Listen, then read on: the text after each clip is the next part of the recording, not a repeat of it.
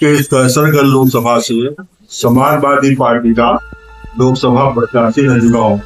और सबसे बड़ी बात यह है, इस क्षेत्र के लोगों का हमको इतना अपार स्नेह मिला है। इस स्नेह लोकसभा प्रत्याशी के नाते नहीं, इस अपार स्नेह के नाते मैं इस कार्यक्रम में देवगुणी जी के, अंकुर तिवारी जी के, विनोद शुक्ला जी के, हमारे जो है मनोज चौबे जी के, यहाँ उपस्थित हमारे भाई चिंटू सिंह जी के, जितने हमारे क्षेत्र के लोग आप सभी नौजवान हैं, उनके प्रेम में मैं खिंचाया आया हूँ। इसलिए सभी आप लोगों की भागीदारी को बहुत। सर, यहाँ पे आज ये कैसा कार्यक्रम था जिसमें आप उपस्थित हुए हैं?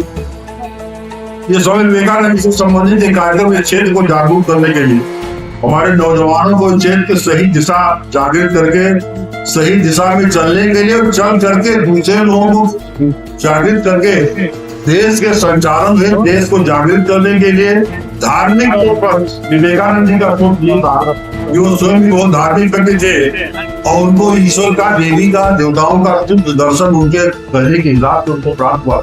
उनके गुरु श्री राम के परम थे, उनको भी देवी जी की कृपा प्राप्त थी।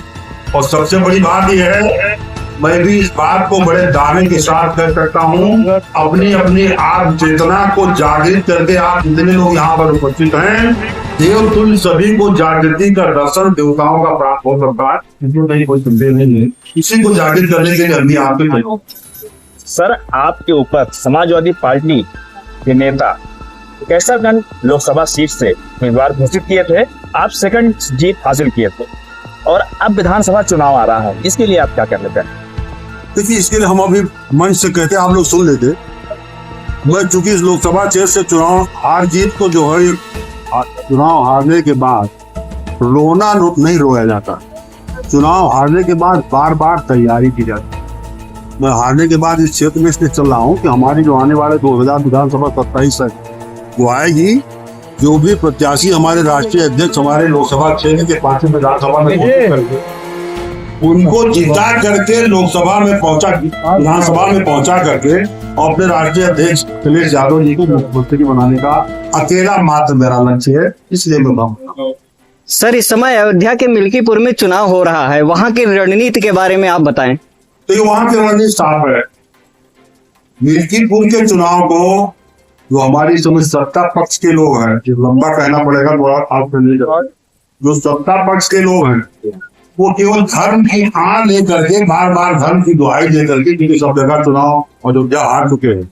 मैंने एक बार कहा भी है कि अयोध्या का चुनाव हारना जीतना इस बात का संदेश है कि भगवान राम ने स्वयं ये संदेश दिया है कि धर्म के पथ पर चलने वाले का ही वो जय और विजय करेंगे। अवधेश प्रसाद जी को लोकसभा चुनाव जिता करके ईश्वर ने स्वयं ये संदेश दे दिया है कि मिल्कीपुर नहीं, भविष्य में 2027 लोग बार बार आरोप लगाने का हिसाब देखिए, सनातनी नहीं। मैं आपको बता दूं, आज की तारीख में अगर सही मायने में कहा जाए, बात को आप लोग अंधा मत लीजिए, किसी पार्टी देने का अखिलेश यादव जी से बड़ा कोई सनातनी सब हिंदुस्तान की धरती पर है ही नहीं। इसका कारण आप सनातनी का मतलब सच्चित आनंद से चलने वाला, सच्चाई के सत्य के पथ पर चलने वाला, ध्यान देने वाला, दूसरों का हित करने वाला, दूसरों को आनंदित करने वाला और सबकी मदद करने वाला होना चाहिए। जहां तक धर्म की बात है, क्योंकि विवेकानंद जी की धरती पर उनके कार्यक्रम में आया, धर्म के पथ पर विवेकानंद जी चले। ऐसे ही आज के तारीख में नहीं से कहा कि हमारे सबसे बड़े सनातनी हमारे अखिलेश यादव जी है। यहाँ धर्म का कोई कृत्य भारतीय जनता पार्टी पर नहीं कहना चाहिए, कोई लोग करते नहीं, धर्म का काम नहीं करते, आधार्मिकता के पथ को दिखाई पड़ता है। सुन मान लीजिए, आज की तारीख में सैकई में आप लोग जान लीजिए, हमारे राष्ट्रीय अध्यक्ष अखिलेश यादव जी सैकई में केदारेश्वर मंदिर बनवाना, केदारेश्वर माने केदारनाथ, केदारनाथ के नाम पर केदारेश्वर मंदिर बनवा रहे हैं। और केदारेश्वर मंदिर इस तरीके का नहीं बनवा रहे हैं। केदारेश्वर मंदिर शुद्ध केदारनाथ के तट पर तमिलनाडु से पत्थर ला करके, गंडकी नदी से जो है मंदिर ला करके स्थापित किए हैं और 2 साल में एक साल में पूरा हो जाएगा। ऐसा व्यक्ति जो केदारेश्वर को जैसे भगवान राम जब विजय करने के लिए गए थे, तो सबसे पहले उन्होंने किसमें रामेश्वर की किसकी पूजा किया था? बोलिए आप लोग। शिव की पूजा किया था। ऐसे हमारे राष्ट्रीय अध्यक्ष शिव की पूजा करने के लिए केदारेश्वर को स्वयं वहां बनवा रहे हैं और केदारेश्वर की पूजा करके उसके बाद भगवान राम की पूजा करके और 2027 हैसियत धार्मिक सबसे बड़ा सनातनी होकर के फतेह करके बैठे। सर, समाजवादी पार्टी के बड़े नेता अखिलेश यादव अयोध्या कब आ रहे हैं? जब तो बता दिया भाई, केदारेश्वर की पूजा कर रहे हैं। केदारेश्वर मंदिर की भगवान राम जो है रामेश्वरम की पूजा करके, जिसमें तो अनुष्ठान बनी जय विजय की बात बनी करा, रामेश्वरम की पूजा करके उसके बाद लंका पर फतह करने के लिए भगवान राम गए थे केदारेश्वर। तब भगवान राम ने भी जो है रामेश्वरम की स्थापना किया था। हनुमान जी जो है मूर्ति लाने गए थे, उसके बाद उनसे लेट हो गया था तो स्वयं बालका की मूर्ति स्थापित करके भगवान राम ने पूजा करके उसके बाद गए। सिर्फ वही काम हमारे अखिलेश यादव की सनातनी पद पर चल रहे हैं। केदारेश्वर नाथ की स्थापना सैपेई में कर रहे हैं, बना रहे हैं। मंदिर की स्थापना करने के बाद, प्राण प्रतिष्ठा करने के बाद भगवान राम का दर्शन करने निश्चित रूप से आएंगे। इस बात को वो ऐलान कर चुके हैं।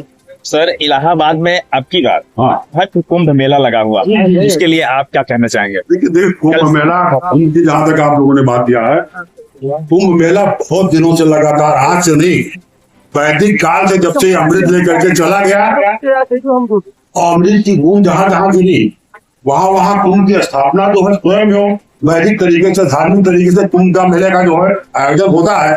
इसमें कोई नई बात नहीं है। कुंभ मेले का जैसे आयोजन होता है, कुंभ का समय आ गया, कुंभ में कुंभ मेला का पूजन होगा, उसमें हमारे देश के सभी लोग जो है भागीदार होंगे और हम सभी लोग जितने भी धार्मिक होने का अर्थ मत समझिए कि धार्मिक का मतलब जो है वो कोई बड़ी गलत बात है। जो भी धर्म का जितने बड़ा धार्मिक होगा, किसी भी धर्म में हो, उतने बड़ा सच्चा इंसान होगा, दूसरे की मदद करने वाला होगा। हमारे राष्ट्रीय अध्यक्ष बहुत धार्मिक है, वो तो कुंभ का आयोजन करा चुके हैं और अच्छी तरीके से करा चुके हैं। और पूरे यहाँ हमारे हिंदुस्तान की इंडिया ने नहीं, पूरे विश्व की इंडिया ने उस कुंभ मेले का जो आयोजन हुआ था उसकी तारीफ किया था। तो हिंदुस्तान में प्रयागराज में जो है समाजवादी पार्टी ने ऐसा कुंभ का आयोजन किया तो देखिए आज तक वैसा हुआ। सर, स्वामी विवेकानंद के इस जो है जयंती के अवसर पर युवाओं को क्या संदेश देना चाहते हैं? स्वामी विवेकानंद के पथ पर हमारे देश का युवा चलने लगे, इससे बड़ा कोई जो है हम कोई संदेश दे ही नहीं सके, वो संदेश दे चुके हैं। और जहां तक स्वामी विवेकानंद की बात, स्वामी विवेकानंद के बारे में बता दें, लंबा जरूर हो जाएगा, बताइए। स्वामी विवेकानंद जी स्वयं शुरू से पैदा हुए विश्वनाथ दत्त जी के लड़के थे और जब से पैदा हुए तब से अध्ययन करके इस तरीके से ध्यान तो रामकृष्ण परमहंस से मिलने से पहले पढ़ते पढ़ते कमरे में बैठ करके वो ध्यान लगा देते थे। एक बार तो ऐसा होता था कि ध्यान लगा करके दरवाजा बैठ के कमरे में ध्यान लगा करके बैठ के उनके माँ बाप को दरवाजा तोड़ करके अंदर जाना पड़ा, वो ध्यान लगा बैठे। उनको इतनी सिद्धि हो गई थी जिससे अध्ययन से। और रामकृष्ण परमहंस से पहले कई गुरुओं हो चुके थे, जैसे दत्तात्रेय ने 24 लोग जानते थे, दत्तात्रेय ने 24 लोग से खोजा, ऐसे हमारे जो है स्वामी विवेकानंद जी इससे पहले गुरु खोज चुके थे। खोजते खोजते खोजते खोजते उनको एक अंग्रेज प्रोफेसर ने बताया कि आप चले जाइए दक्षिणेश्वर मंदिर में, रामकृष्ण परमहंस के बाद मिले और बराबर उनके हर बात पर डिस्कशन करते थे। अपने साथी सहयोगियों को लेकर के देश को जो इस गरीबी हालत में है, जिसमें लोग धर्म के पथ पर कैसे चलेंगे, ये स्वामी विवेकानंद ने ऐलान किया था कि धर्म पथ पर जो चलेगा वही व्यक्ति सच्चा होगा और धर्म के पथ पर चलना चाहिए। ये उनका, और युवाओं को विशेष करके युवाओं को मायूस नहीं होना चाहिए। सत्य और धर्म के पथ पर जो युवा चलेगा वही हमारी और आपकी सबकी अगुवाई करने की क्षमता रखेगा। और जहां तक फिर मैं आपको बता दूं, जिससे बार बार आरोप है, आप लोगों ने पूछा है, बार बार ये कह रहे थे, आप देखिए वो क्या कहते हैं, वो अखिलेश यादव जी तो सनातनी नहीं है। और क्या सनातनी कभी कभी आरोप लगाना बड़ा आसान, लेकिन सच के पथ पर चलना बड़ा कठिन है।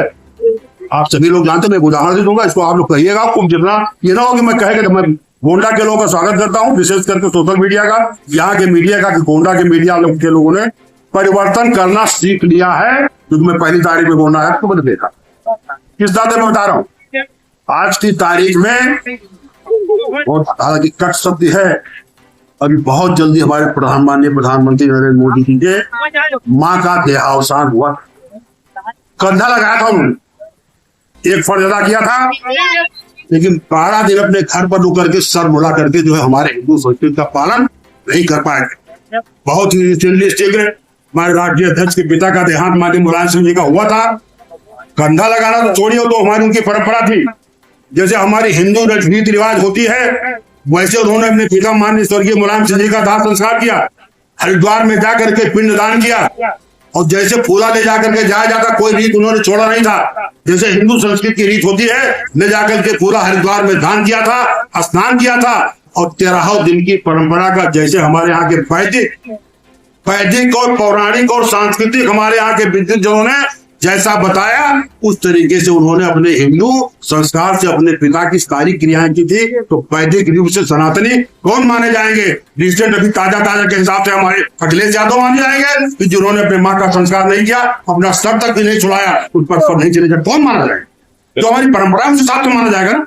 और बस नाते कर रहा हूँ, ये आदमी कोई हो सकता न कहता, क्योंकि मैं धार्मिक व्यक्ति हूँ, मार्मिक व्यक्ति हूँ। 18 पुराण और 4 वेदों का अध्ययन करके वो है, उनको ईश्वर ने मौका दिया है। जो भी धर्म के लोग अपने को डिक्लेयर करते हो, जो हमारे जैसे आप सभी जानते हैं, जैसे राम मंदिर का उद्घाटन हुआ, बहुत बढ़िया बात है। पूरी हिंदू हमारे देश की जनता ये चाहती है कि राम मंदिर जो है बनने लायक है, बनना चाहिए, बन गया है, उसकी प्राण प्रतिष्ठा भी हो गई है। लेकिन आप सभी लोग जान लीजिए, सभी भी धर्म में, जैसे हमारा मुस्लिम धर्म है, उसके मालिक कौन है? मौलाना है, उनके पैगंबर है। हमारा हिंदू धर्म है, वैदिक धर्म है, पौराणिक धर्म है, सनातनी धर्म है, तो उसके मालिक कौन होंगे? जगत गुरु शंकराचार्य, जिन्होंने 4 वेद की स्थापना करके 4 मठ की स्थापना किया था। वर्तमान युग में अगर हमारे धर्म की अगुवाई फलते करके कोई चलने वाला है तो शंकराचार्य है। उन्होंने कह दिया था कि राम मंदिर की प्राण प्रतिष्ठा गलत हुई है, इस प्राण प्रतिष्ठा को वैदिक रीत से नहीं किया गया है, उसका मैं समर्थन करता हूँ। वही सच है। कोई देश का राजा और राज व्यक्ति जो है वो धर्म का मालिक नहीं है।